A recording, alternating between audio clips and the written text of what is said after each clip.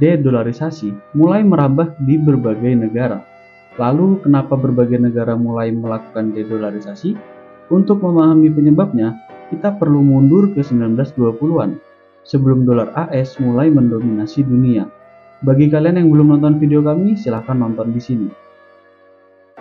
Sejak era 1920-an, usai menggeser pound sterling Inggris, jika kita lihat ke belakang, ada beberapa faktor yang menjadi penyebab dolar AS itu begitu dominan. Di antaranya, dolar AS ini paling banyak digunakan dalam perdagangan global, hingga superpowernya AS ini sebagai negara dengan ekonomi terbesar dunia, sebagai negara pusat pasar keuangan dunia, dan sebagai geopolitik dunia. Namun, status raja dolar ini mulai menghadapi tantangan dalam beberapa tahun terakhir ini. Banyak negara yang memilih melakukan de-dolarisasi atau meninggalkan dolar karena alasan stabilitas ekonomi. Sebelum lanjut, apa itu de-dolarisasi?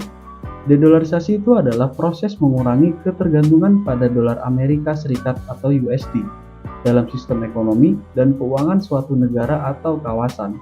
Contohnya, seperti upaya dalam menggantikan dolar untuk perdagangan internasional, transaksi keuangan, bahkan mengurangi cadangan devisa berbentuk USD. Kita ambil contoh negara yang tergabung dalam aliansi BRICS atau Brazil, Rusia, India, Cina, dan Afrika Selatan. Mereka mulai beralih menggunakan mata uang sendiri maupun yuan dalam transaksi perdagangan mereka. Brazil juga bukan satu-satunya negara di benua Amerika yang menolak dolar AS sejak April 2023.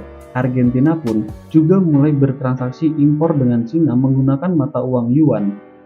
Melihat kepopuleran yuan, maka bukan tak mungkin de-dolarisasi ini bisa berdampak pada naiknya porsi yuan sebagai alat transaksi antar negara.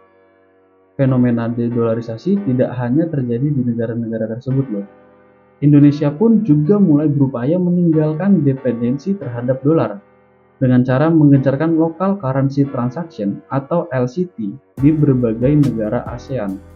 Singkatnya, LCT adalah kerjasama yang bertujuan untuk mempercepat proses transaksi dalam sistem pembayaran. Kita ambil contoh ketika pemerintah atau pengusaha hendak melakukan transaksi perdagangan ke negara lain seperti Malaysia atau Thailand. Sebelum adanya LCT ini, mereka itu diwajibkan terlebih dahulu untuk menukarkan mata uang rupiah ke mata uang dolar AS, kemudian ditukar ke mata uang masing-masing. Namun dengan LCT, transaksi pertukaran ke dolar itu bisa dipotong, sehingga perdagangan internasional dapat langsung menggunakan mata uang lokal negara masing-masing. Dan rumornya LCT juga nggak terbatas pada ekspor-impor. Menurut Gubernur Bank Indonesia, Peri Warjio, LCT juga akan diterapkan pada perdagangan individual dalam retail. Misalnya nih, ketika berkunjung ke Thailand, kita dapat langsung menggunakan mata uang rupiah atau bertransaksi menggunakan QR code. Soon, QR can be used everywhere in the ASEAN 5.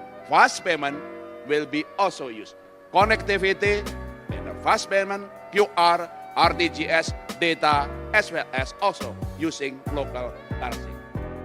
Setelah melihat bahwa Indonesia serius melakukan de-dolarisasi, apa konsekuensi Indonesia apabila benar-benar akan melakukan de-dolarisasi? Fenomena ini tentu ada plus minusnya ya. Plusnya adalah yang pertama, kebijakan ini tuh bisa menstabilkan nilai rupiah, dan kedua dapat menciptakan hubungan dagang dengan negara mitra. Dan plus yang ketiga adalah dapat memangkas biaya perdagangan, karena sudah nggak perlu nih kita nuker ke dolar. Tapi dibalik itu semua, de-dolarisasi ini punya banyak juga loh minusnya. Salah satunya adalah mata uang lokal kita yang sulit digunakan untuk membayar kapal transportasi di jalur perdagangan lintas negara.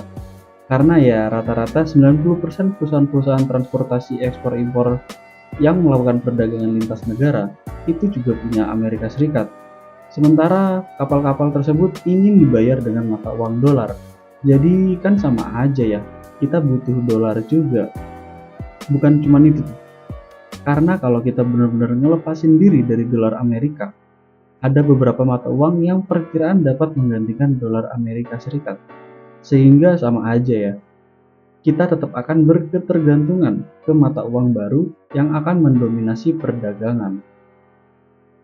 Nah, itu dia nih, dampak-dampak apabila Indonesia ikut melakukan de-dolarisasi.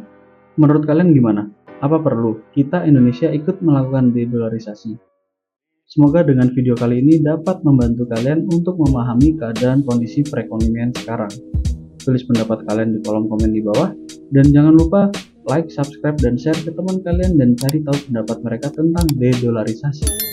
Saya Prima dari Profesor Forex mengucapkan terima kasih dan sampai jumpa di kesempatan selanjutnya.